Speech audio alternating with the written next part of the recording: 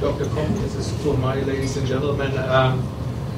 I'd like to give you 3 messages in a very short time that you can keep it out of the room when the session is over. I will not talk concerning to intersection safety. I will not talk about all these very successful measures today we still have in place to improve intersection safety, like red light enforcement, speed limitation, separate lanes, and so on. This is not my talk. I will talk about the technologies, and I will talk about cooperative systems.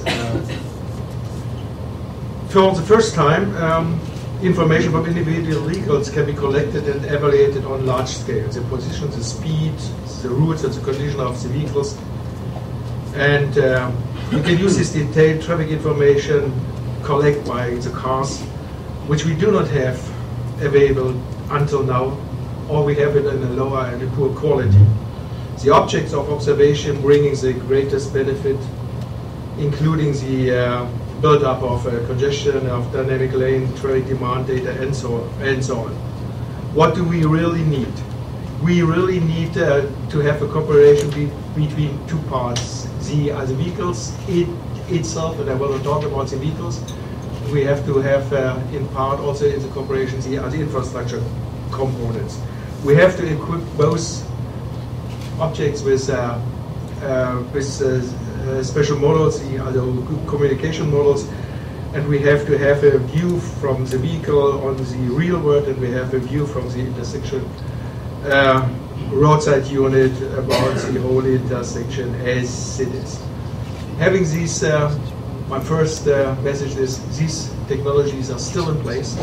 We have had it developed in 3 big European projects, CVS, KUKAS, and SafeSpot, and demonstrated it. Have a look to the technology itself. We have to be aware to improve intersection safety, to have a good view of the intersection itself. We are the real map, and we need the satellite position system like Galileo to get more accuracy. Third, we have to create new digital maps. In this layer approach, these digital maps shall include not only static objects but dynamic as well, and have to include all these objects on the roadside unit so that you can manage the intersection safety from the infrastructure part, not from the vehicle part. This is my message. If I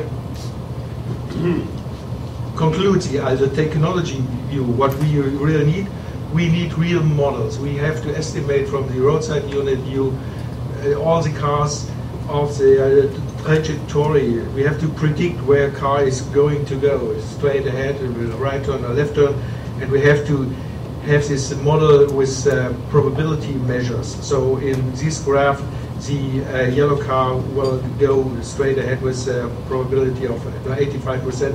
So we can estimate which the situation in the intersection is from the roadside view.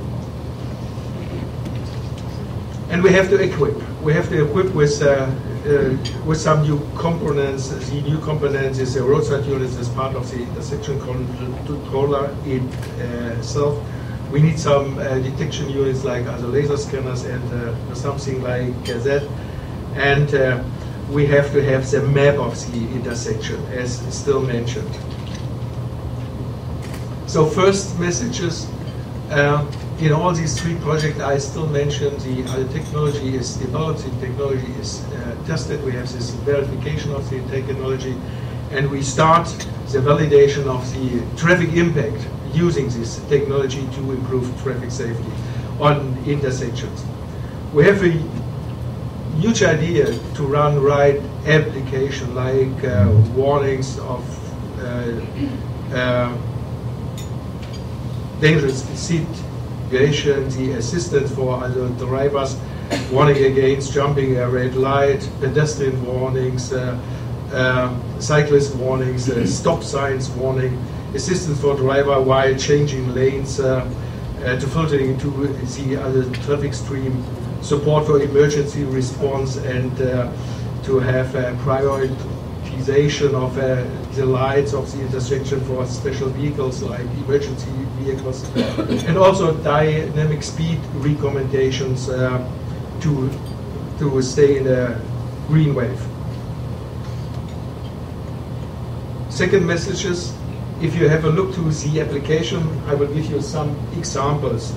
This red light violation is testing in these European projects, and it works very well.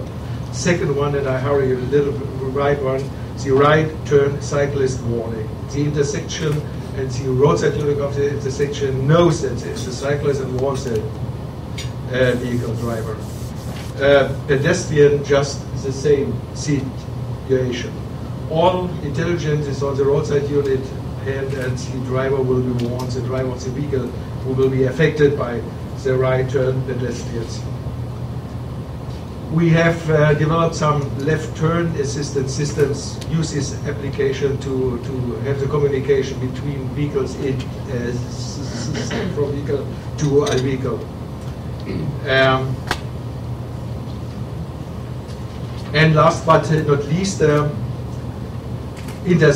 traffic efficiency is also one part to improve traffic safety.